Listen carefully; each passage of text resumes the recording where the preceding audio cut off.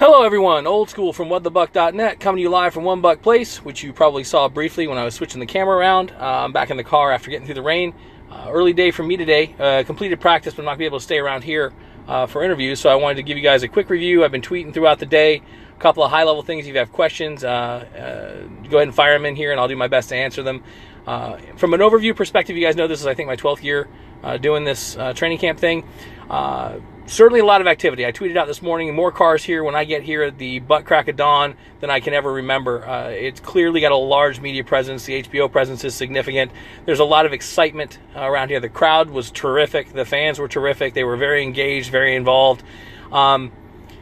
For me, and I don't mean to be the naysayer or the sayer of nay or whatever you want to call it, but I felt like the energy on the field did not match the energy in the stands. It's not the players' fault. The players seemed to be engaged and wanted to be going on, but I didn't see the same pop that I've seen in other training camps, both here with Coach Cutter and in previous regimes as well. And maybe it's just a matter of getting used to the logistical differences with HBO here and with the other cameras here. Finding their rhythm is going to be tough. We did have a little bit of rain today, but it wasn't bad. It got heavy at the end of practice. We just had a little sprinkle early. So overall today, with the layout change, and I know Ren Daxt covered this in his training camp reviews, they changed the layout so you don't have the other side of the L, so it's hard to get down and see the defensive drills like we used to do all the time. But you do get a good view of Field 1. So I focused on skills, I focused on the quarterbacks, I focused on the receivers, the running backs, and then the offensive line. So a couple of little pointers here, which I tweeted out a little bit that I think you guys might be interested in. Jameis didn't look particularly good today, but then again, Jameis doesn't look particularly good in practice. I thought he looked less good today than I've seen him in the past, but it could be it was the first day in shells. The conditions, who knows what it was. I thought all the quarterbacks looked a little bit off today. But there was one shot. Pads will be, they'll be in full pads tomorrow, allegedly, so that'll be good to see. One thing that I was really shocked by, because I was not in the camp of people that hate Ryan Fitzpatrick, was I thought that clearly Ryan Griffin looked better than him today. Now, when I went to OTAs, you guys remember, if you read my report from there or watched the video from there, I thought the opposite was true. Griffin's velocity on the ball in the 15 to 20-yard out range, which is a very, very hard throw, was very good. His accuracy was today. He was live in the pocket. I thought that Fitz looked very, very nervous in the pocket, held the ball too long. Both of them have a tendency to do that, but I thought Fitz looked much, much worse. So I think that's really going to be more of a race. It's funny, my man John, D's Bucks, wrote that in his projections for training camp, and it played out today. The people who said that Ryan Griffin looked good in camp are absolutely right. He looked good today. It's funny, Ed, I'm not really paying attention to the kickers as much. Coach Cutter in the post-practice interview said that he had them both going 4 for 5. The ones that I saw from Aguayo looked good. But kickers, like kick returners to me, guys, they could kick 1,000 for 1,000 out here, but if they can't kick in a game, it doesn't matter. That's why people who say preseason doesn't matter, in my opinion, are full of crap. Preseason does matter for a couple of really important reasons. You cannot simulate game time conditions. You've got to get them out there under the pseudo pressure of a real game environment with normal other team players hitting them, right? So I think that's important. There is a lot of hype, and it's good. You can feel it. It's palpable here. That's why I was a little sad that the play on the field didn't match it, and I think it probably will. We got a really good bunch here for Bucs fans, right? We got a really good bunch of players out here. They want to perform. Let's get to a couple of other notes. Deshaun looked good. Deshaun looks fast. Deshaun looks like the real deal. I definitely want to see what Sweezy looks like in pads. He looks good so far. The whole offensive line looks athletic. Let's start there. We'll go back to Deshaun. Remind me to go back to Deshaun Jackson. But offensive line is really athletic, guys. I know that you don't often talk about offensive line as athletic because they're big, gigantic dudes. But these guys get out and flat out run. And the team is clearly working on plays that allow them to get out into space and kill people in open field. Bubbles and drop screens and drags and things like that.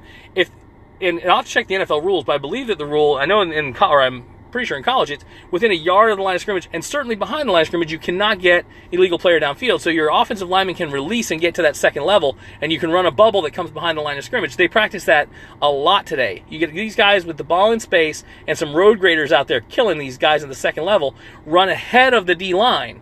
And it's a really good scheme if you can execute it well. You have to make sure that you don't show that too much, because then the corners are going to try and jump that, and it can become a very dangerous thing to do. But it looked very good today. O-line to me, guys, and I know that I'm an outlier here. People say we did not upgrade the offensive line. I think that's crap.